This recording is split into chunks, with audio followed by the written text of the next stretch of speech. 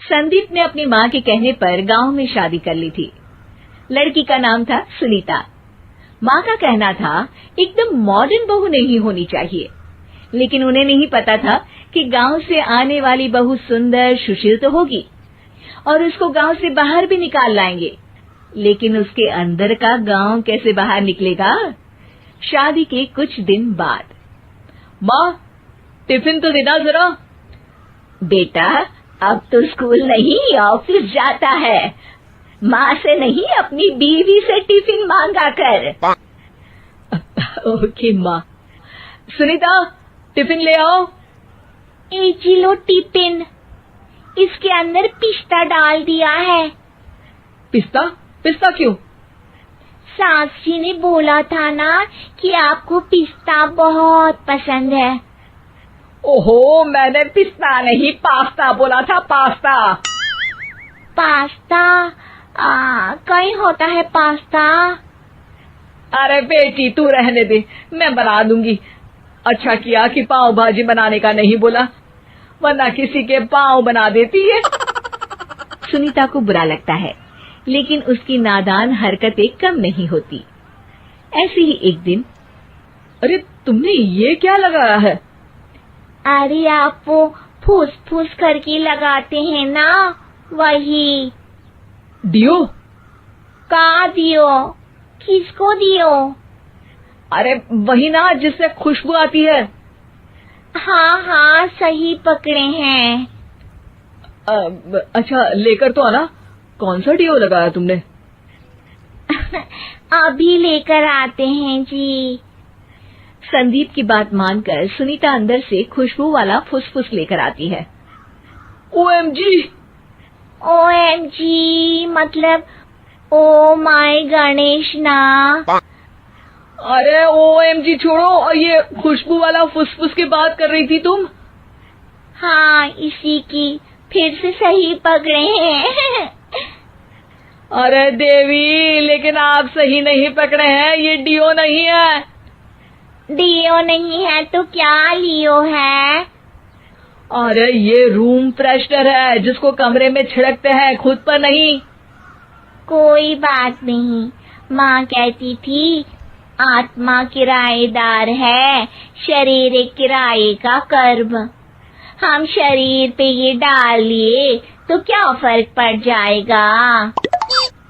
अरे बहू, ओ बहू, मेरे लिए फल तो ले आ, फिर मैं बाजार जाऊंगी। सुनीता अपनी सास के लिए फल लेकर आती है। अरे बेटा, पपीता, तरबूज और सेब फल ऐसे कैसे खा लूं? काट कर तो ले आ। माँ जी, मेरे गांव में तो खेत से उठा के सीधा खा लेते हैं। अरे ये तेरा गांव नहीं है ना।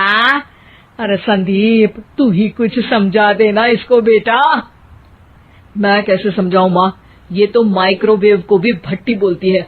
कल मैंने बोला हाय कैसी हो, तो बोलती है किसी को हाय नहीं लगानी चाहिए। अरे सुनीता, तेरा क्या होगा? अभी तो कैसे बताऊं माँ जी, अभी हम कुछ करेंगे फिर पता चलेगा क्या होगा, लड़का या लड़की। हे भगवान, कहाँ से आ गई है? रामपुर से जी, आप ही तो लेकर आए थे मुझे। अरे मुझे माफ कर दो। पहले कोई गलती तो करिए जी, आपकी तो सारी गलती माफ कर देंगे हम। हाँ अरे बहू, मेरी बात सुन। फल यानी कि फ्रूट जब भी लाए ना तो काट कर लाना, ठीक है? जी ठीक है माँ जी, फल यानी फ्रूट यानी काट के लाऊंगी। सुनीता रोज ही कोई ऐसी हरकत कर देती जिसकी वजह से उसे घर में दो बातें सुननी पड़ती।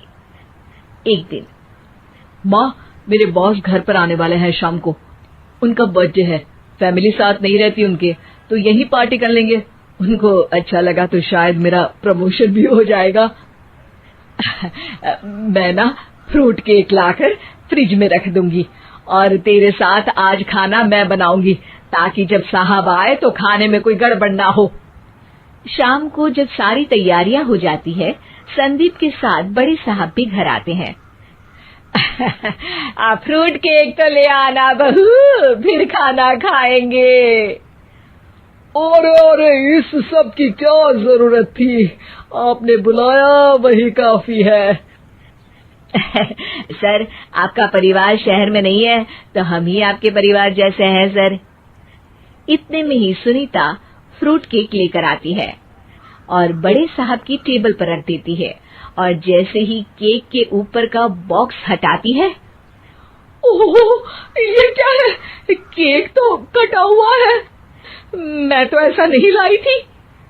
आप मुझे शाबाशी दे सकती है माँ जी, मैंने ही केक काट दिया। आपने कहा था ना, फल यानी फ्रूट यानी हमेशा काट के लाना, तो फ्रूट केक भी तो फ्रूट ही है ना, तो मैंने पहले ही काट लिया। हूँ ना मैं समझदार। अरे बहू, ये क्या किया? केक हमेशा वही काटता है जिसका जन्मदिन होता है। तुझे एक बात भी समझ नहीं आती, एक नंबर की बेवकूफ है। पूरा माहौल बिगड़ चुका था। संदीप को लगने लगा था कि साहब उसे प्रमोशन तो दूर की बात है, कहीं डिमोशन ना दे दे, लेकिन साहब बीच में ही बोल पड़ते हैं। अरे कोई बात नहीं, ये इनकी बेवकूफी नहीं है, इनका भोलापन है। बेटा आप कहाँ से हो? रामपुर गांव से। अरे वाह, गांव से? फिर तो आपके गांव में ताजे फल और सब्जियां मिलते होंगे। हाँ, सही पकड़े हैं। हम तो काटते भी नहीं, सीधा खा लेते हैं। मैं ना एक बार तुम्हारे गांव घूमने जरूर चलूंगा। क्यों संदीप, ले चलोगे ना? मुझे गांव घूमना बहुत पसंद है।